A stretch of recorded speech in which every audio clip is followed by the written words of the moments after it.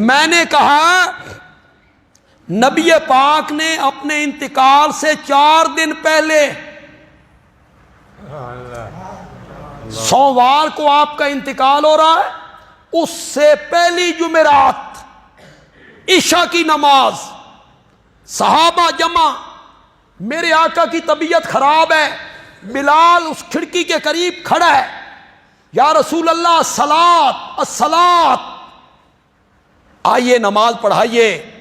فرمایا وضو کرواؤ، وضو کروانے لگے، غشی آ گئی، پھر وضو، پھر غشی، پھر وضو، پھر غشی۔ پھر جب آپ نے سمجھا کہ میری طبیعت ٹھیک نہیں ہے، میں مسجد میں نہیں جا سکتا، تو میرے نبی نے فرمایا مرو ابا بکر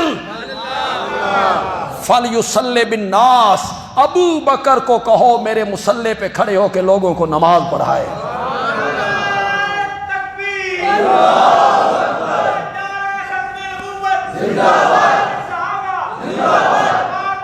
تم اہل سنت، تم اہل سنت عوام میں رافضیت پھیلاتے ہو۔ وہ در والے ہیں، وہ گھر والے ہیں، در والے گھر والوں کا مقابلہ کیسے کریں گے؟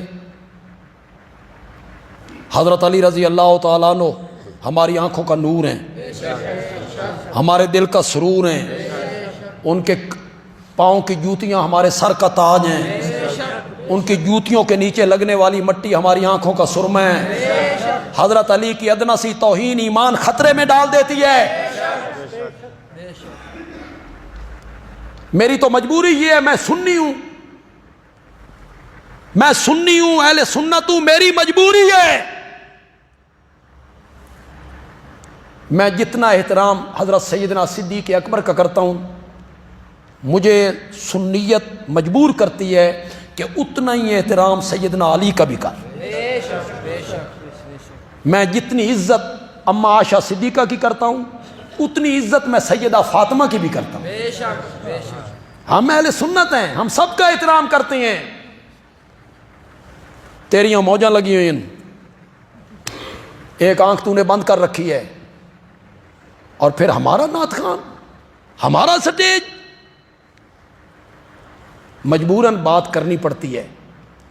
آپ سے میں پوچھنا چاہتا ہوں، جب میرے نبی یہ فرما رہے تھے ابو بکر کو کہو، اس وقت حضرت علی رضی اللہ تعالیٰ عنہ کہاں تھے؟ سفر پہ تھے؟ بیمار تھے؟ کہاں تھے؟ بولو مدینے میں، بولو کہاں تھے؟ مدینے میں۔